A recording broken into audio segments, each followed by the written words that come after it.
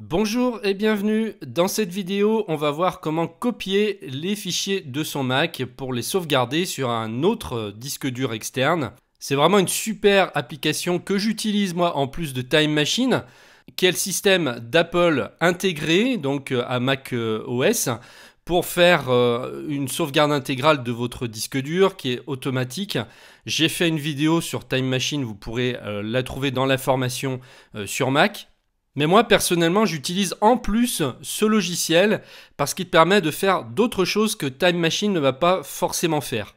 On va dire que Time Machine est plus fait pour faire une sauvegarde intégrale de tout votre système et pouvoir réinstaller votre Mac tel qu'il était en cas de problème ou simplement récupérer des fichiers que vous auriez perdus. Alors qu'ici, on va pouvoir cloner n'importe quel disque sur un autre disque et paramétrer vraiment le type de sauvegarde qu'on veut.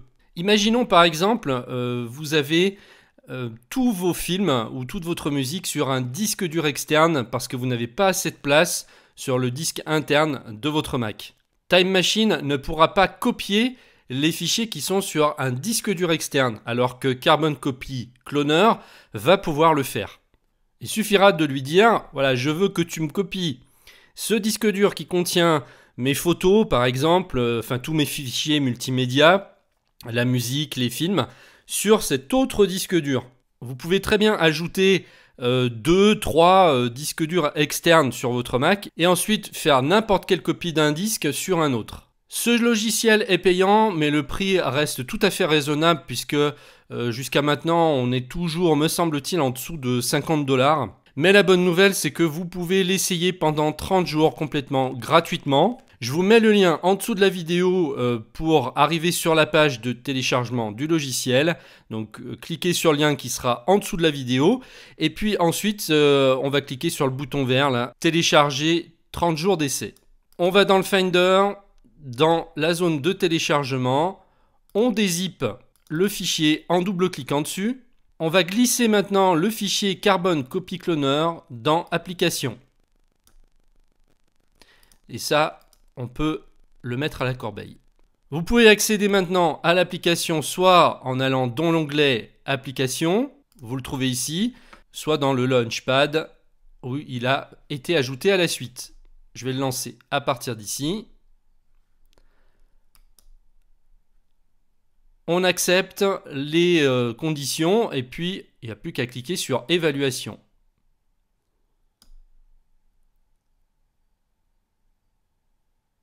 Donc là, il va falloir donner les autorisations pour que le logiciel fonctionne avec toutes ses capacités. Donc vous autorisez tout ce qu'il vous demande d'autoriser. OK. Il se peut que selon la machine et le système que vous utilisiez, on ne vous demande pas les mêmes autorisations. Vous ne cherchez pas à comprendre, vous faites OK à chaque fois. Ici, vous pouvez activer les notifications pour que le logiciel puisse vous indiquer, par exemple, quand il a terminé une copie de sauvegarde. Alors moi, je l'active parce que c'est utile. Le logiciel est installé.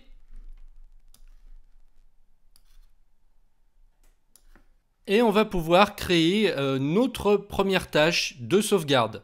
Vous allez voir, c'est hyper simple. Ici, vous cliquez pour choisir la source, donc le disque dur ou le dossier que vous voulez copier. Apparaissent ici 4 disques durs. Donc ça, c'est celui de mon Mac. Ici, c'est Time Machine. Et j'en ai 2 autres en plus qui sont ajoutés. Donc ici, comme je vous disais, pour, dans l'exemple, mettre de la musique, des films sur un disque qui pourrait s'appeler multimédia. Et je voudrais donc créer une sauvegarde de ce disque dur multimédia. Et donc le deuxième disque pour faire la sauvegarde se trouve ici. Donc je lui dis que je veux copier le disque multimédia, que je veux le copier sur le disque sauvegarde. Et en cliquant ici, je vais pouvoir configurer ma sauvegarde et lui dire quand est-ce que je veux qu'il fasse la tâche et comment. On peut laisser par défaut sans programmation. Donc ça voudra dire que c'est vous qui déclencherez manuellement cette sauvegarde.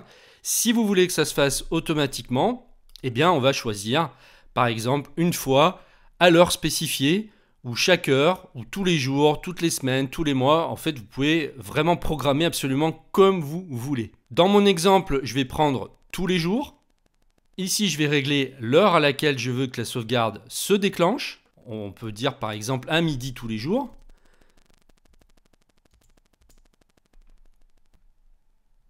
Ensuite, c'est à vous de voir si vous voulez activer ou désactiver des options. Moi, je vais laisser comme ça par défaut, ça me va. Terminé. Maintenant, j'ai mon récapitulatif ici, donc exécution quotidienne à midi tous les jours. Vous cliquez ici sur enregistrer votre tâche. À partir de ce moment-là, vous allez avoir ce message qui va s'afficher. Il vous demande d'installer un utilitaire pour pouvoir fonctionner au mieux. Donc faites-le. Vous cliquez ici. Vous rentrez le mot de passe de votre session Mac. Ici, vous enregistrez bien les modifications. En fait, ce qu'on est en train de faire, c'est donner des autorisations au logiciel pour qu'il puisse absolument accéder à toutes les fonctions sur le Mac. Vous suivez simplement ce qu'on vous demande de faire. Vous cliquez ici pour ouvrir sécurité et confidentialité. On vous dit en deux de cliquer sur l'icône de verrou pour autoriser les changements. Donc vous cliquez ici, vous rentrez le mot de passe de votre session Mac. Par défaut, donc on vous a bien amené dans l'onglet accès complet au disque. Vous faites glisser le poisson là comme demandé ici. Maintenant vous faites quitter et rouvrir. Et les autorisations sont données. On vous demande si à chaque fois que vous lancez le logiciel, vous voulez vous assurer que vous avez la dernière version. Cliquez sur rechercher automatiquement.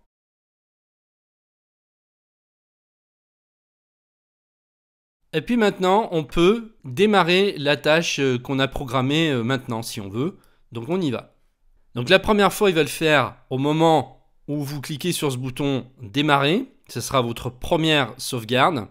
Et puis après, chaque jour, il va la déclencher à midi. Donc là, ça veut dire que demain, à midi, eh bien, il relancera la sauvegarde.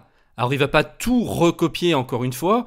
Il va simplement prendre les nouveaux fichiers qui ont été mis sur votre disque multimédia. Il ne va pas s'amuser à chaque fois à reprendre les anciens, ce qui fait que ça va aller beaucoup plus vite une fois la première sauvegarde effectuée qui va être, elle, la plus longue. Alors moi, ce que j'ai vraiment aimé avec ce logiciel, c'est vraiment pour moi un des meilleurs, voire peut-être le meilleur pour Mac. En plus de Time Machine, c'est sa simplicité d'exécution. Parce que là, tout ce qu'on a fait, vous allez le faire qu'une fois. On a juste fait les réglages. Mais après, là, dès que vous voulez créer une nouvelle sauvegarde, en 3 clics, c'est fait. Vous sélectionnez votre source, la destination et le paramétrage de votre sauvegarde. Après, il suffira ici de cliquer sur Nouvelle tâche pour programmer une autre sauvegarde. Alors ici, bien sûr, vous pouvez renommer vos tâches.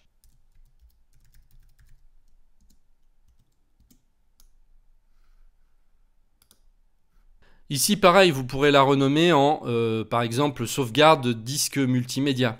Ensuite, donc, ce que j'ai vraiment aimé avec ce logiciel, c'est la rapidité avec laquelle il fait les sauvegardes et sans qu'on la sente.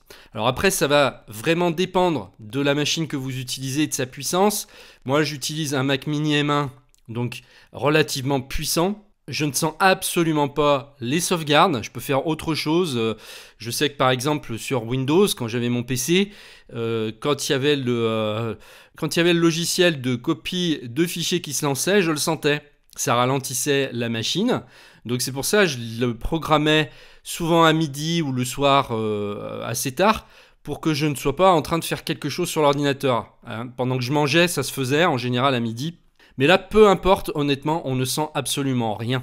Encore une fois, je vous le dis, ça va dépendre de la machine que vous avez. Si c'est une ancienne machine, peut-être que vous allez davantage le sentir. Mais selon moi, Carbon Copy est très très bien conçu. Ça fait très longtemps qu'il existe sur Mac. Et là, on a vraiment le top en matière d'application de copie de fichiers.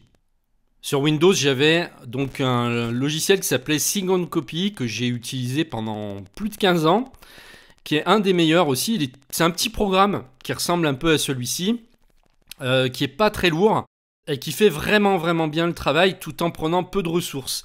Mais si je compare les deux, celui-ci est beaucoup plus rapide pour faire les copies et on le sent pas du tout. Vous voyez là, ça fait 6 minutes qu'on l'a lancé et il a déjà copié 10 gigas. Sur 53 gigas qu'il aura à copier. il va lui falloir à peu près une demi-heure pour copier 52 Go. Et là, j'utilise des disques durs traditionnels, hein, ce ne sont pas des SSD. Donc si on utilise des SSD, ça ira encore plus vite que ça. Voilà donc en ce qui concerne ce petit logiciel qui fait vraiment des miracles. Bien sûr, comme toujours, je rappelle qu'il faut impérativement toujours faire des copies de sauvegarde de vos fichiers. Si actuellement vous n'en avez pas, en fait vous jouez à la roulette russe parce qu'il suffirait que votre Mac tombe en panne ou que tout simplement il y a un problème avec votre disque dur pour que vous perdiez tout. C'est absolument indispensable que vous copiez vos fichiers au moins sur un disque dur externe. C'est vraiment le minimum. Le mieux étant de faire une copie sur un disque local externe et en plus de faire une copie sur le cloud. J'ai déjà fait des vidéos sur cette chaîne qui vous expliquent comment faire pour sauvegarder vos fichiers sur internet dans le cloud. Le pire étant que vous ne fassiez aucune sauvegarde, bien sûr. Faites au moins ça si actuellement vous n'en avez pas. Donc je vous mets le lien sous la vidéo pour que vous alliez essayer ce logiciel. Je vous remercie de m'avoir suivi et je vous dis à très bientôt dans une prochaine vidéo. Au revoir. Cette vidéo est extraite d'une formation complète sur macOS. C'est une formation qui s'adresse à tous ceux qui veulent maîtriser leur Mac. Donc si vous êtes débutant, eh bien elle vous est particulièrement destinée et vous fera gagner un temps fou. Le but, c'est que vous soyez opérationnel avec votre Mac sans avoir à chercher et galérer pendant des heures, voire des jours entiers. Pour y accéder, il vous suffit de cliquer sur le lien qui apparaît maintenant sur la vidéo ou juste en dessous dans la description. À tout de suite!